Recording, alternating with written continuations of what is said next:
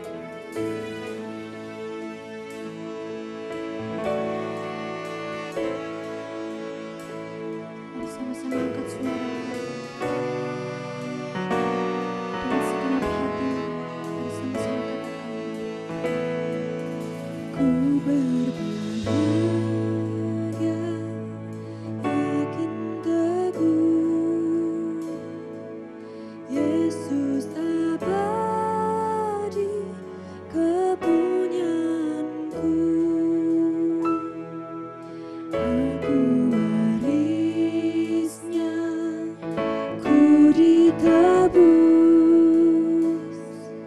ciptaan baru, Roh Kudus. Aku bernyanyi bahagia, memuji Yesus selamanya. Aku bernyanyi bahagia, memuji Yesus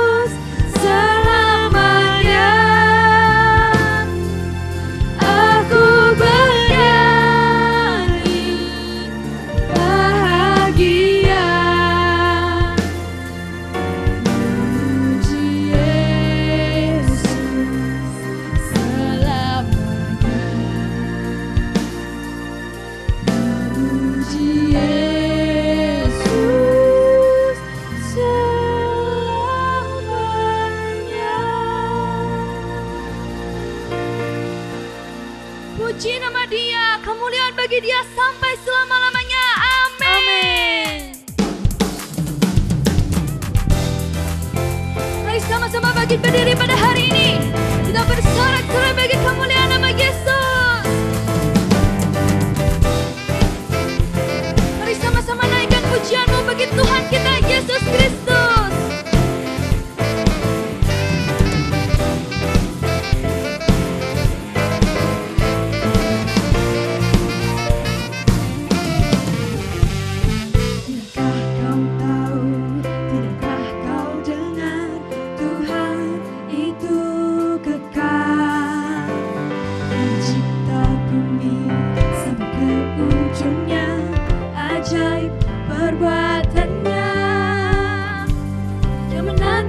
Tuhan kan dapat kekuatan baru, bagai raja wali yang naik terbang. Demikian kita berlari dan tak menjadi lesu pada sebuah tujuan hidup kekal. Mari sama-sama bertepuk tangan, sama-sama katakan. Tidakkah kau tahu, tidakkah kau dengar, Tuhan itu kekal.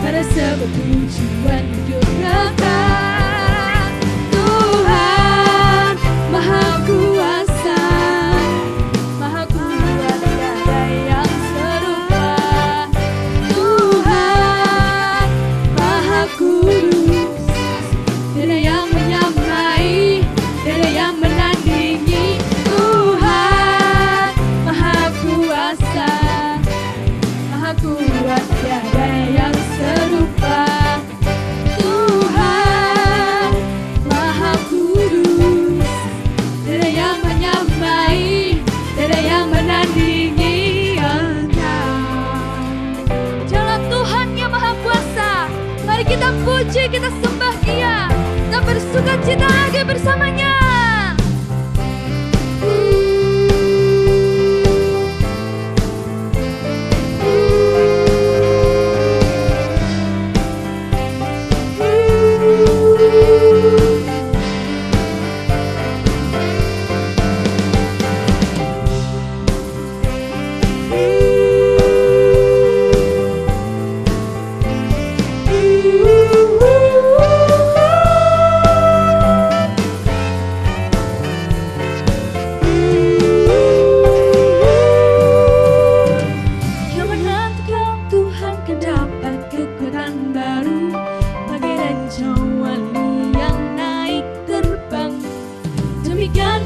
Berlari dan tak menjadi lesu pada sebuah tujuan hidup kekal.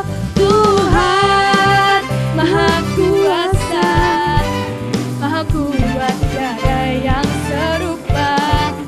Tuhan Maha Kudus, tiada yang menyamai, tiada yang menandingi. Tuhan Maha Kuasa, kuat, tiada yang serupa.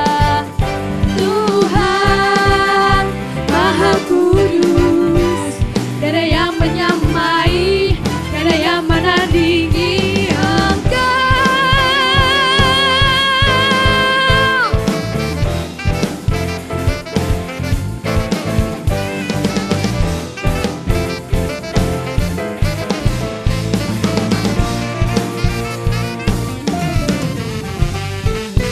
Puji, hormat, syukur bagi nama Yesus. Amin.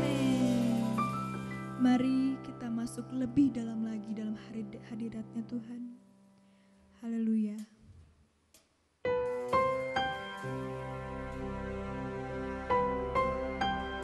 Mari angkat pujian bagi-Nya.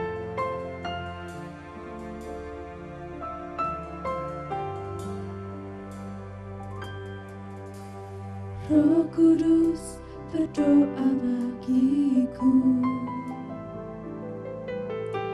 pada Allah yang selidiki hatiku,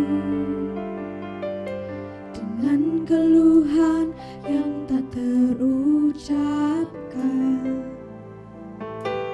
Roh Kudus berseru untukku, Roh Kudus indahkan doaku.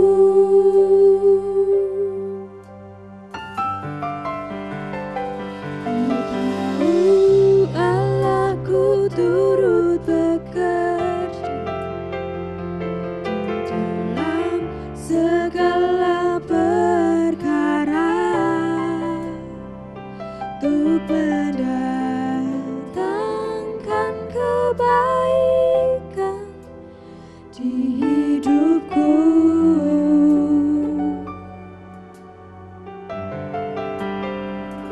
Ku yakin dapat ku sanggup sediakan yang tiada menjadi ada, tiada yang mustahil bagi Dia. Roh Kudus, doakanku.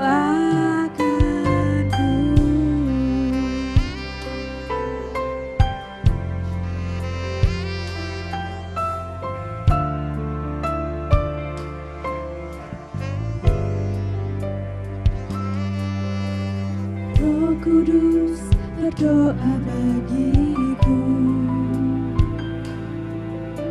pada Allah yang selidiki hatiku, dengan keluhan yang tak terucapkan. Roh Kudus berseru untukku, Roh Kudus indahkan doa.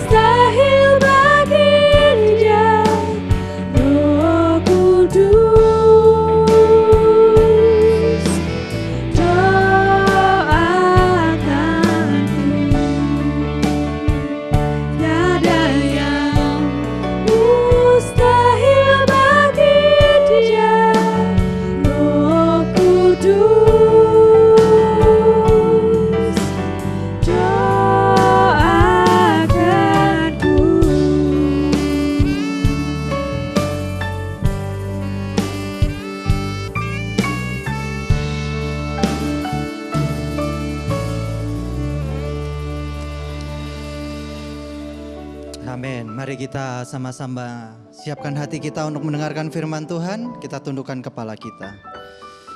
Bapa, dalam nama Tuhan Yesus Kristus, terima kasih untuk kesempatan pada kali ini. Kami ingin mendengarkan sebagian dari firman-Mu. Biarlah apa yang hamba-Mu taburkan, yaitu benih firman-Mu, boleh tumbuh dalam tanah hati kami. Dan setiap kami, Tuhan, beri kami tanah hati, tanah yang subur. Sehingga saat benih firman-Mu itu jatuh dalam tanah hati kami, akan bertumbuh berkali-kali lipat, berbuah berkali-kali lipat. Sehingga apa yang kami dengar kami lakukan dalam kehidupan kami sehari-hari. Terima kasih Tuhan, kami siap sambut firman-Mu. Dalam nama Tuhan Yesus Kristus, haleluya, amin. Shalom Bapak Ibu Saudara sekalian. Kembali hadir dalam ibadah virtual. Pada kesempatan kali ini saya ingin membahas satu tema, yaitu pribadi yang memberkati. Bapak Ibu Saudara, kita ini ditebus oleh Yesus sebagai pribadi yang harus jadi berkat bagi orang di sekitar kita. Kalau Bapak Ibu Saudara lihat di belakang saya, Gereja Yesus Gembala adalah gereja yang bertumbuh, berbuah dan menjadi saksi. Sehingga setiap kita ini ditebus, itu punya tujuan yang jelas, yaitu menjadi orang yang bertumbuh dalam kehidupan kita, baik secara jasmani, secara jiwani maupun rohani. Juga dalam kehidupan kita harus menghasilkan buah yang bisa dirasakan oleh orang di sekitar kita. Mari kita buka dalam Matius pasal yang ke-13, ayat yang ke-24 sampai ke-30. Matius pasal 13 ayat 24 sampai ke-30, ini adalah perumpamaan yang Yesus katakan kepada para muridnya. Diberi judul perikopnya adalah demikian, perumpamaan tentang lalang di antara gandum. Bapak Ibu Saudara, kalau kita baca ini aja udah hal yang asing. Apa sih lalang itu? Tapi mari kita simak apa perkataan Yesus mengenai perumpamaan tentang lalang di antara gandum. Oke, Matius pasal 13 ayat yang ke-24 dituliskan demikian. Yesus membentangkan suatu perumpamaan lain kepada mereka, katanya, hal kerajaan surga itu seumpama orang yang menaburkan benih yang baik di ladangnya. Tetapi pada waktu semua orang tidur, datanglah musuhnya, menaburkan benih lalang di antara gandum itu, lalu pergi. Ketika gandum itu tumbuh dan mulai berbulir, nampak jugalah lalang itu. Maka datanglah hamba-hamba tuan ladang itu kepadanya dan berkata, Tuan, bukankah benih baik yang Tuan taburkan di ladang Tuan itu, dari manakah lalang itu datangnya Tuan? Jawab Tuan itu, seorang musuh yang melakukannya. Lalu berkatalah hamba-hamba itu kepadanya, jadi maukah Tuan mencabut supaya kami pergi mencabut lalang itu? Tetapi Tuan itu berkata, jangan, sebab mungkin gandum itu tercabut pada waktu kamu mencabut lalang itu. Biarkanlah keduanya tumbuh bersama-sama sampai waktu menuai. Pada waktu itu aku akan berkata pada para penuai, kumpulkanlah dahulu lalang itu, ikatlah berberkas-berkas untuk dibakar. Kemudian kumpulkanlah gandum itu ke dalam lumbungku. Bapak Ibu Saudara, ini adalah hal yang menarik sekali saat Yesus bercerita atau dia menggambarkan mengenai kerajaan surga.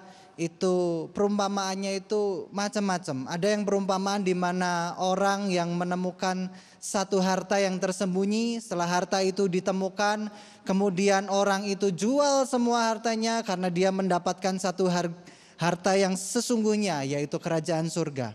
Tapi di sini Tuhan Yesus memperumpamakan sebuah kerajaan surga dengan benih yang ada di dalam sebuah ladang. Dan benih ini ada dua macam Bapak Ibu Saudara.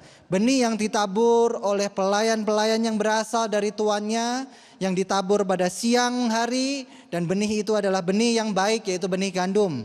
Tetapi benih yang kedua adalah benih yang ditabur oleh orang lain, yang ditabur pada malam, yaitu ditabur oleh si jahat, dan benih itu pun ada di dalam tanah tuan tersebut.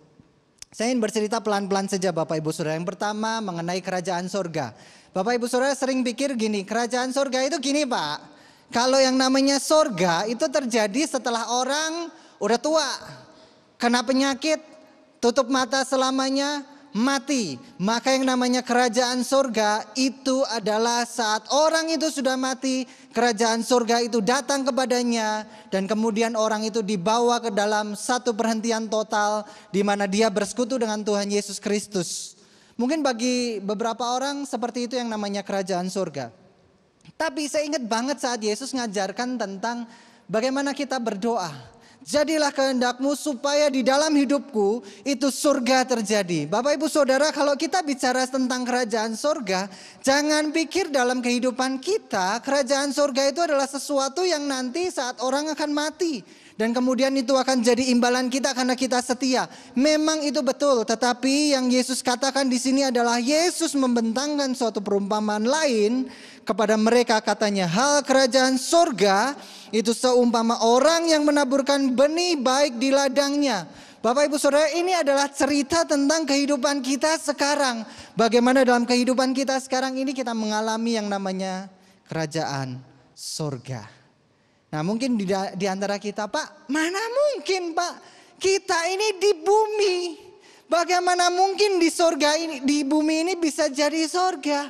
Bapak ibu saudara, balik lagi ke Matius pasal 6. Jadilah kehendakmu di bumi ini supaya seperti di sorga.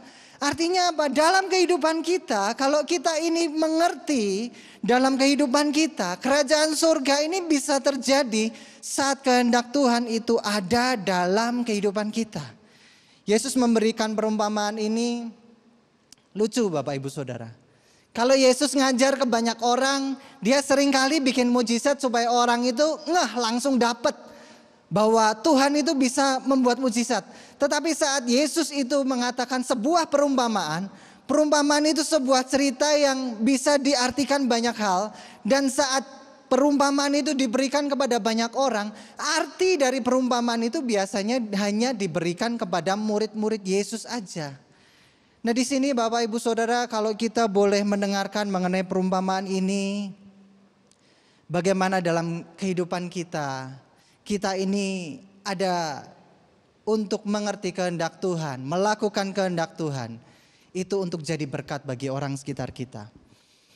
Bapak Ibu Saudara, kita ini terima kerajaan surga bukan untuk kita ini berdiam diri, kita bilang, aku ini anak Tuhan.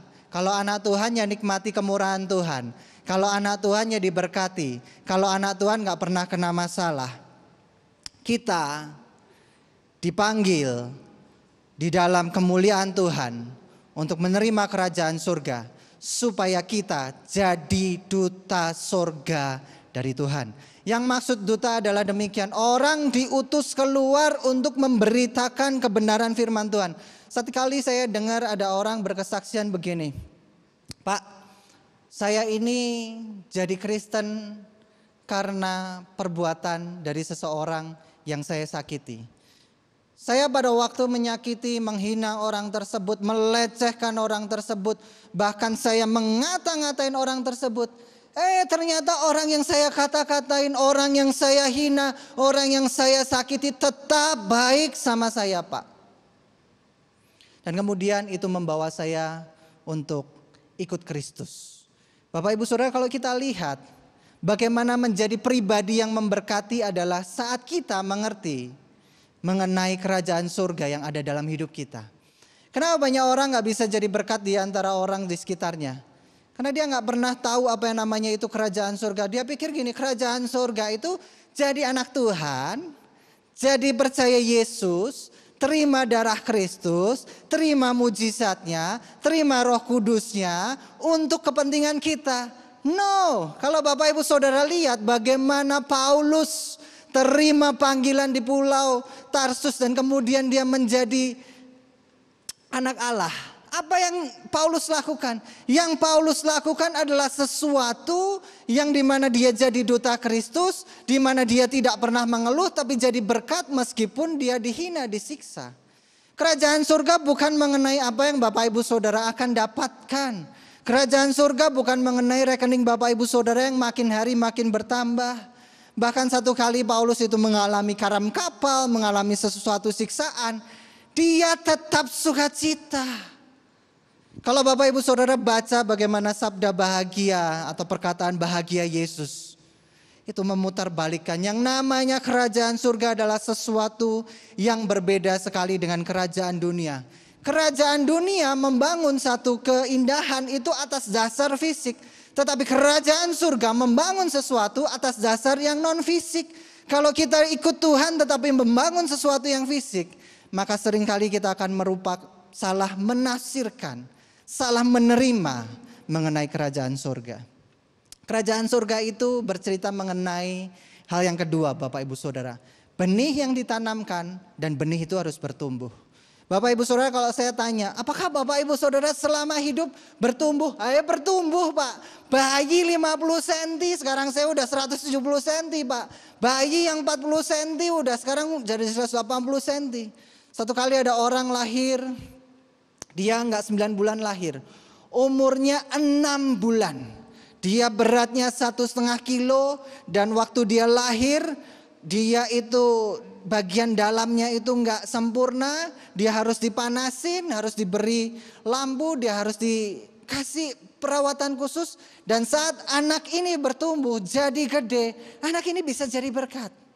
Bapak Ibu Saudara, kalau kita tanya apakah kita bertumbuh secara fisik, secara umur, pasti kita bertumbuh. Enggak ada orang makin lama makin muda, enggak ada. Kecuali Bapak Ibu Saudara mengalami kondisi fisik tertentu.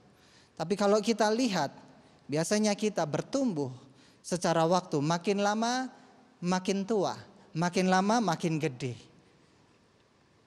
Apakah pertumbuhan ini hanyalah pertumbuhan fisik aja? Yang dimaksud adalah demikian. Matius pasal 13 ayat 26 dikatakan, ketika gandum itu tumbuh dan mulai berbulir, nampak jugalah lalang itu. Kalau Bapak Ibu Saudara senang cocok tanam, dan ini biasanya dilakukan sama anak-anak SD, sama anak SMP. Cocok tanamnya apa? Kacang hijau. Kacang hijau itu ditanam di dalam mediumnya cuma kapas, dikasih air, kemudian nanti dia akan muncul seperti kecambah begitu, dan kemudian dari kecambah itu keluarlah daun hijau. Dan itulah yang biasa kita tahu dalam percobaan bagaimana benih itu bertumbuh. Nah, di sini Tuhan Yesus mengatakan bagaimana yang namanya firman Tuhan itu ditaburkan dalam benih, dalam tanah hati kita. Dan dalam tanah hati itu, apakah benih firman Tuhan itu tumbuh? Ada 2 orang yang nabur. Yang pertama, siang-siang hari pelayan atau pegawai dari tuan ini diutus oleh tuan ini untuk tabur. Kemudian saat benih itu ditabur sesuai dengan apa yang diperintahkan oleh tuannya. Kemudian pada waktu malam hari si tuan tidur, si pelayan tidur. Kemudian ada si jahat yang datang. Si jahat ini juga menaburkan sebuah benih. Juga menaburkan benih di dalam tanah tersebut. Nah, dalam Matius pasal 13 ayat 26 didapati bahwa gandum adalah benih dari tuan tersebut, dan juga satu lagi yaitu lalang, benih dari si jahat, itu sama-sama tumbuh. Bapak Ibu Saudara, kalau kita lihat apa yang kita dengar, apa yang kita percayai, apa yang kita anggap itu sesuatu yang penting, saat kita perhatikan itu terus-menerus, maka itu akan tumbuh dalam kehidupan Bapak Ibu Saudara dan memakan waktu Bapak Ibu Saudara. Contoh gampang begini. Orang mementingkan pekerjaan. Percaya bahwa pekerjaan yang baik akan membawa kepada penghidupan yang baik. Dia memperhatikan pekerjaannya makin hari makin baik, pekerjaannya makin hari makin bertumbuh. Itu adalah sesuatu yang natural sekali. Tetapi mengenai benih ini adalah sebuah hal yang nampaknya simpel, yaitu perkataan dari firman Tuhan. Bapak Ibu Saudara sudah sering kali mendengar, Pak, punyailah kasih, Pak, ampunilah, Pak, murah hatilah. Saat kita menganggap itu penting dan itu kita tanamkan dalam hati kita, dan kita kalau dengar, aku harus mengampuni, aku harus mengasihi, aku harus berbuat baik, aku harus menjadi sama seperti Kristus, maka kehidupan kita akan bertumbuh dengan seperti yang kita dengar. Problemnya adalah saat kita mendengar sesuatu, kita mengerjakan sesuatu, kita melakukan sesuatu, yang kita perhatikan adalah sesuatu yang jasmani saja. Padahal dalam aspek kehidupan kita ada 3 aspek Bapak Ibu Saudara. Yang pertama, aspek jasmani. Aspek jasmani itu tentu aja kelihatan, yaitu baik itu pekerjaan kita maupun kehidupan keluarga kita. Aspek jiwa nih, bagaimana keadaan kita, apakah Bapak Ibu Saudara mengalami tekanan, stres, atau Bapak Ibu Saudara mudah gelisah, itu pun Bapak Ibu Saudara mengalami yang namanya pertumbuhan. Dan yang ketiga adalah hal yang paling susah, yaitu aspek rohani. Pertumbuhan aspek rohani ini ukurannya susah sekali.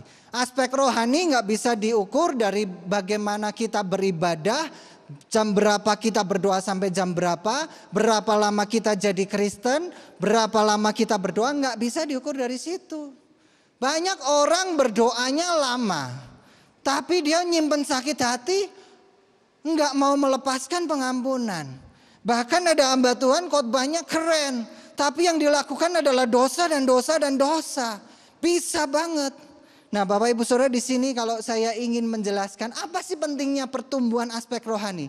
Aspek rohani itu adalah aspek di mana itu nggak kelihatan, tapi itu pegang peranan penting. Apa yang pegang peranan penting dalam aspek rohani? Iman. Orang pikir gini, punya iman itu harus besar, Pak. Satu kali saya sama istri itu rundingan. Orang Kristen zaman sekarang ini apa nggak pernah baca Alkitab ya? Bapak Ibu Saudara punya iman yang besar, punya iman yang bisa menggetarkan surga, punya iman yang bisa menggerakkan hati Allah. Sedangkan Yesus sendiri ngomongnya gini, kalau engkau punya iman sebesar biji sesawi itu kalau Bapak Ibu Saudara punya kacang hijau ya segitulah. Kalau engkau punya iman sebesar biji sesawi, kamu berkata kepada gunung untuk tercampak kepada laut, dia akan tercampak. Ada orang bisa berkata, gunung pindah ke laut, dan kemudian gunung itu jalan didik, ke laut belum. Gak ada. Artinya apa? Kehidupan rohani kita ini adalah hal yang sangat-sangat kecil dalam kehidupan kita, tetapi aspeknya begitu besar. Saat kita percaya sama Tuhan, maka dia lakukan yang terbaik buat kita. Problemnya gini Bapak Ibu Saudara, kita diajarkan begini, pray until something happen. Saya setuju itu, tapi happen terjadi bukan dalam pemikiran kita, tapi dalam pemikiran dan kehendak Tuhan. Orang diajarin begini, Pak, jangan berdoa tanpa satu tujuan. Jangan berdoa lepas dari waktu. Pokoknya berdoa terus sampai sesuatu terjadi menurut imanmu. Oke, kita bahas mengenai ini. Satu orang diajari untuk berdoa. Ini kita laluin semua sebagai pertumbuhan orang Kristen. Siapa di sini yang nggak pernah berdoa tumpang tangan lihat mobil Mercedes kemudian dalam nama Yesus saya imani mobil ini jadi milik saya? Gak mungkin. Kita melewati fase itu, saya pun melewati fase itu. Tapi yang terjadi adalah demikian. Berapa banyak orang doakan sebuah mobil mewah, kejadian dalam hidupnya dapat mobil mewah. Ada orang doain mobil mewah yang kejadian adalah utangnya numpuk dan dia makin terpuruk hidupnya. Kalau kita salah berdoa, salah tujuan, salah pengharapan, maka adalah iman kita adalah iman yang tidak bertumbuh.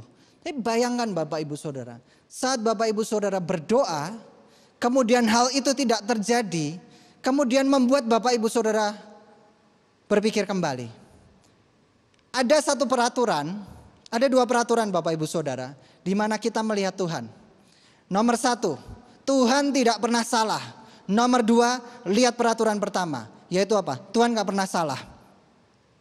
Kalau kita berdoa, kita meminta sesuatu itu udah dikonfirmasi sama banyak hamba Tuhan, tapi gak terjadi. Siapa yang salah? Manusianya. Tuhan tidak akan pernah memberikan orang yang minta roti dikasih ular beracun. Tuhan tidak pernah memberikan sesuatu yang jelek kepada anaknya yang meminta, Bapak Ibu Saudara. Kalau kita meminta sesuatu, jangan dengan pikiran kita, tetapi berdoalah, carilah kehendak Tuhan. Banyak orang berdoa menurut imannya masing-masing. iman yang ada di dalam nafsu. Kalau Yakobus itu benar banget katakan demikian. Doamu itu banyak gagalnya. Kenapa? Karena kamu berdoa pakai nafsumu. Iman kalau ditambahin nafsu, nekat Bapak Ibu Saudara. Dia yakin, oh aku yakin Tuhan pasti sediakan yang terbaik melalui proyek ini. Nyuap lah, main belakang lah, main sesuatu yang kotor lah. Dan kemudian begitu gagal, salahnya Tuhan. Seringkali dalam kehidupan kita, iman kita ini bertumbuh, kehidupan jasmaniah kita bertumbuh, jiwaniah kita bertumbuh. Ini dasarnya saat kita memiliki iman yang benar, iman yang bertumbuh dalam Tuhan. Oke, hal yang ketiga yang terakhir. Kenapa bisa tidak terjadi pertumbuhan? Karena buah yang kita harapkan ini adalah buah yang benar. Bagaimana buah yang benar itu bisa terjadi dalam kehidupan Bapak Ibu Saudara dan saya? Kehidupan buah yang benar bisa terjadi dalam kehidupan Bapak Ibu Saudara dan saya kalau benihnya benar. Benih ini pengaruh banget Bapak Ibu Saudara. Matius pasal 13 ayat 30 dikatakan demikian. Biarkanlah keduanya tumbuh bersama sampai waktu menuai. Pada waktu itu aku akan berkata kepada para penuai, kumpulkanlah dahulu lalang itu dan ikatlah berberkas-berkas untuk dibakar. Kemudian kumpulkanlah gandum itu ke dalam lumbungku. Menarik kan Bapak Ibu Saudara? Oke, gampangnya gini. Bapak Ibu Saudara kalau pengen punya pohon mangga, tanamnya bibit apa? Bibit durian. Nggak masuk akal. Orang pengen punya pohon mangga, tanamnya bibit mangga. Orang pengen punya pohon durian, tanamnya bibit durian. Orang pengen punya satu tanaman salak, bibitnya ya salak. Kalau orang pengen buahnya benar, benihnya juga harus benar. Orang pengen gandum, tanamnya gandum. Orang pengennya sesuatu yang baik, tanamnya harus sesuatu yang baik. Lah ini Bapak Ibu Saudara seringkali mengharapkan, Pak saya mengharapkan sesuatu yang baik, tapi saya nggak mau tanam benih yang baik.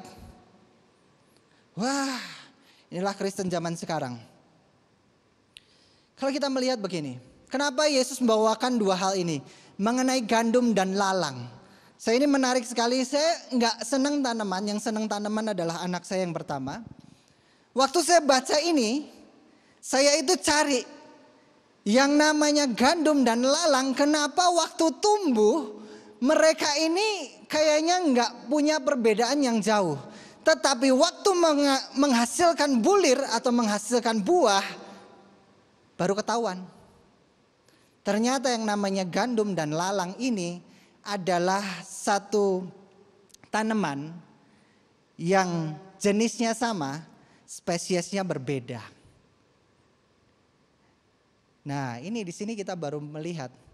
Lalang itu bukanlah ganja, bukan. Lalang itu bukanlah sebuah hal yang jelek, enggak. Lalang itu adalah gandum liar. Gandum yang dia kalau tumbuh, dia batangnya bakal sama. Tetapi waktu menghasilkan bulir, kalau bulir gandum itu warnanya kuning keemasan. Nah lalang ini warnanya agak kusem, agak coklat, kadang agak hitam. Bapak Ibu Saudara boleh buka kita ini sekarang zaman dunia digital ini sangat dimudahkan dengan yang namanya membaca Alkitab. Kalau kita nggak paham baca Alkitab bahasa Indonesia, Bapak Ibu Saudara yang dianugerahi dengan mengerti sedikit bahasa Inggris, buka Modern King James. Kemudian kalau nggak ngerti juga buka Google, cari di situ ditranslate, bakal ngerti. Yang namanya lalang ini adalah gandum liar. Gandum liar itu bedanya di mana?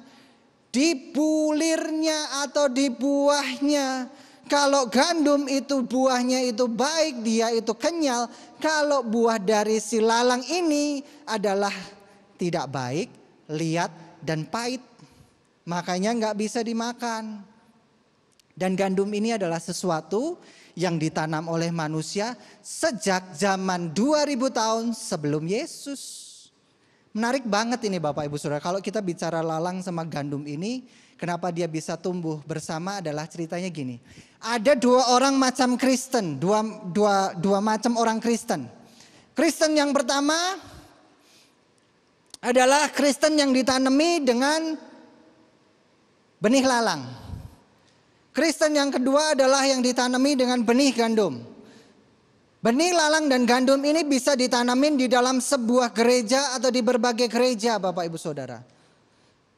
Jangan pikir Bapak Ibu Saudara kalau ada hamba Tuhan bawain Matius pasal 4 ayat yang kelima. Itu langsung Bapak Ibu Saudara, oh ini pasti benar. Nanti dulu Bapak Ibu Saudara. Matius pasal 7 itu Yesus mengusir hamba-hamba Tuhan dari hadapannya. Hai engkau pembuat kejahatan. Siapa pembuat kejahatan ini? Pembuat kejahatan ini adalah hamba Tuhan yang di dalam hidupnya itu banyak melayani orang, banyak membuat mujizat. Saya nggak bilang mujizat dan melayani orang itu sesat ya. Tetapi ini adalah sesuatu yang harus kita pikirkan. Ada dua macam orang Kristen yang kita harus ngerti. Orang ke gereja bisa dapat benih lalang atau bisa dapat benih gandum. Benih lalang itu adalah gini. Benih yang ditabur oleh si jahat. Si jahat ini adalah iblis itu sendiri. Apa pekerjaan iblis? Pekerjaan iblis adalah membelokkan mata hati kita, membelokkan fokus kita dari Tuhan untuk agak meleset sedikit. Contoh, Adam dan Hawa. Pada waktu dia melihat buah pengetahuan baik dan benar, dia gak akan serang. Tuhan yang kamu sembah adalah Tuhan yang salah. Dia gak bilang gitu si iblis. Tetapi iblis bilang gini, Hawa, lihat buah pengetahuan baik dan benar. Bukankah semua pohon ini boleh kau makan? Tidak boleh kau makan? Dibalik sedikit aja. Pekerjaan iblis tuh kayak gitu Bapak Ibu Saudara. Firman Tuhannya dibawain tapi diputar sedikit. Untuk kepentingan siapa? Kepentingan si pembawa firman Tuhannya. Dan saat diberitakan, tolak ukur yang paling gampang gini. Saat Anda dengar firman Tuhan, membuat Anda makin haus jasmani atau membuat makin haus rohani. Sama-sama berdoa, yang satu berdoa untuk pekerjaannya yang harus makin naik, yang satu berdoa untuk hati dan karakter yang diperbarui. Sama-sama berdoa, sama-sama baik permintaannya, pertumbuhan. Tetapi yang satu meminta sesuatu yang jasmani, yang satu meminta sesuatu yang rohani. Hal yang kedua adalah dalam buah yang benar adalah benih yang baik. Benih yang baik ini nampaknya adalah benih yang mungkin simpel sekali Bapak Ibu Saudara. Kalau kita lihat bagaimana yang namanya gandum. Bapak Ibu Saudara tahu roti? Roti itu adalah makanan yang sering kita makan begitu saja. Itu sudah diciptakan ribuan tahun lalu pada waktu apa? Bangsa Israel itu dijajah oleh bangsa Mesir, diperbudak oleh bangsa Mesir. Orang Israel itu tempat dia berlibur atau beristirahatnya adalah saat dia hari Minggu atau hari liburnya waktu perbudakan. Itu dia dapat anggur dan dapat roti. Nah, roti ini bercerita mengenai bagaimana kehidupan kita jasmani. Dan roti ini kalau kita ngomong jasmani, ada sebuah roti hidup yang akan merubah kehidupan Bapak Ibu Saudara saat Bapak Ibu Saudara tangkap roti itu dengan benar. Yesus satu kali lapar. Dia di pencobaan di padang gurun. Dia lihat batu. Iblis bilang, kamu kan anak Allah. Rubah batu ini jadi roti. Tapi Tuhan katakan, manusia hidup bukan dari roti saja, melainkan dari firman Tuhan. Kalau kita baca firman Tuhan untuk perut atau untuk roti kita, maka kita ini adalah Kristen lalang Bapak Ibu Saudara. Tetapi kalau kita dalam kehidupan kita baca firman Tuhan untuk satu kepentingan yang lebih besar. Satu kepentingan di mana kita membangun kepribadian kita. Kita membangun satu hal yang benar di hadapan Tuhan. Maka kita ini adalah Kristen gandum. Bedanya Kristen gandum sama lalang apa sih Bapak Ibu Saudara? Akhir hidupnya. Kalau orang Kristen lalang, dia pasti mendapatkan bagiannya adalah yang terutama, yang paling pertama adalah dia dapat kecelakaan. Kecewa. Yang dimaksud Yesus di sini adalah gini Bapak Ibu Saudara. Matius pasal 13 ayat 30. kumpulkanlah dahulu lalang itu dan ikatlah berberkas-berkas untuk dibakar. Kenapa Kristen lalang dibakar? Karena Kristen lalang pasti akan kecewa sama Tuhan. Kristen lalang pasti akan tinggalkan Tuhan. Karena dia apa? Dia palsu. Benih yang ditabur adalah benih dari si jahat. Benih yang tidak memperhatikan Tuhan sebagai yang terutama. Pak, cara deteksi saya Kristen lalang atau Kristen gandum gimana Pak? Saya kasih paling gampang begini. Saat kita ke gereja, saat kita melayani Tuhan, saat kita ada di dalam baca firman Tuhan, fokus kita apa waktu baca? Saat kita berdoa, fokus apa yang kita inginkan? Saat kita bertindak, fokus apa yang kita mau? Tadi saya sudah bawakan. Kalau orang mau punya buah yang baik, tanamnya sesuatu yang baik. Kalau orang pengen buahnya itu benar, tanamnya sesuatu yang benar. Sesuatu yang benar itu pasti butuh perjuangan. Contoh, murah hati. Butuh perjuangan gak? Butuh. Kadang-kala orang untuk murah hati itu susah. Murah hati itu artinya apa? Dia mau mengorbankan sebagian dari yang apa dia miliki untuk orang lain. Nyumbang orang lain gampang apa susah? Oh, aku sendiri aja butuh kok Pak. Nah disitulah kita mulai belajar. Yang namanya Kristen gandum adalah Kristen yang mau berjuang untuk kehidupan sama seperti Kristus. Sama seperti Gereja Yesus Gembala punya satu visi, yaitu menjadi gereja yang bertumbuh dan berbuah untuk menjadi saksi. Ini yang saya harapkan Bapak Ibu Saudara. Supaya kita dalam kehidupan kita ini makin hari kita ini pasti mengalami pertumbuhan. Dan saat satu kali nanti, saat tumbuhnya sudah matang, buah kita adalah buah kebenaran. Sebagai kesimpulan Bapak Ibu Saudara, dalam hidup ini belajarlah untuk membawa berkat bagi orang lain. Saat kita ini belajar, saat kita ini bertumbuh, saat kita ini mau jadi berkat bagi orang lain Bapak Ibu Saudara. Saya yakin setiap kita pasti dimampukan. Tidak ada satu hal di mana kita ini bilang, Tuhan aku ini kuat, Tuhan aku ini mampu. Bukan kuat dan gagah kita, melainkan kuasa Roh Kudus yang memampukan kita untuk jadi sama seperti Kristus. Mari kita tunduk kepala untuk firman Tuhan, kita siap untuk naikkan sebuah pujian. Bapa, dalam nama Tuhan Yesus Kristus, hamba-Mu selesai berbicara. Pada waktu ini kami boleh belajar mengenai Kristen lalang dan Kristen gandum. Bapa, selidiki kami. Kalau kami adalah Kristen lalang, tegur kami. Ubah hati kami supaya kami sama seperti Kristus. Ubah mata kami supaya mata kami sama seperti Kristus. Ubah kehidupan kami supaya kami pun sama seperti Kristus.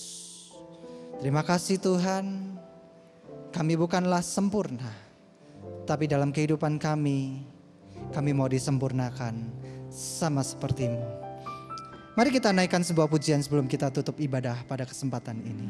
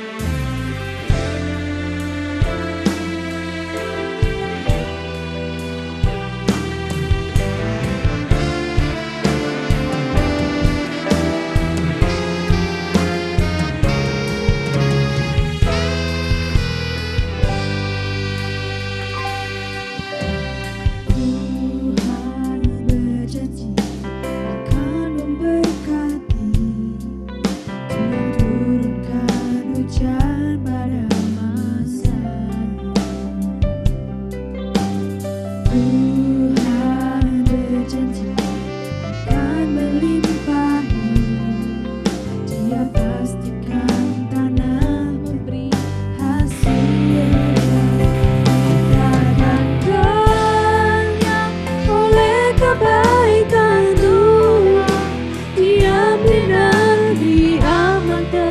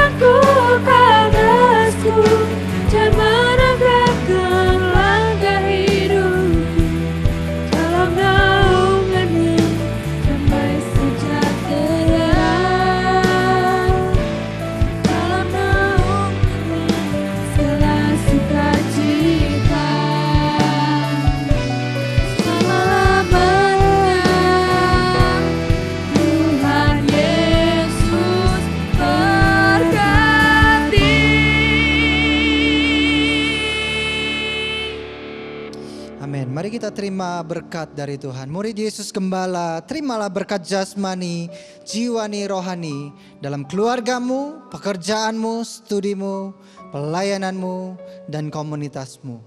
Diberkatilah engkau dengan kehidupan kekal. Diberkatilah engkau dengan hikmat ilahi.